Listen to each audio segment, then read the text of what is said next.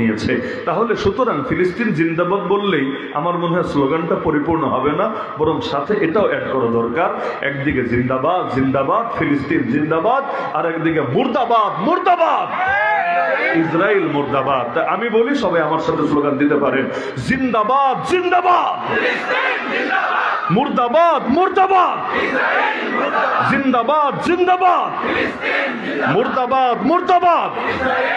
আল্লাহ তাআলা আমাদেরকে আমাদের এই জীবদ্দশায় স্বাধীন ফিলিস্তিন এবং মুর্দা ইসরায়েল দেখে যাওয়ার তৌফিক দান করুন। সারা জীবন শুধু কিতাবেই পড়ি, মসজিদে আকসায় এক ওয়াক্ত নামাজ পড়ার কত ফজিলত, মসজিদে আকসায় ইতিকাফ করার ফজিলত, এমন ওই মাটি এমন দামি মাটি, ওই মাটিতে কবর হওয়ার মধ্যেও তো ফজিলত। নবী মুসা আলাইহিস সালামের নিকট যখন মালাকুল মউত আসলেন, বুখারীর হাদিসে আছে, মৃত্যুর ফেরেশতা আসলেন, এখন তাকে যেতে হবে।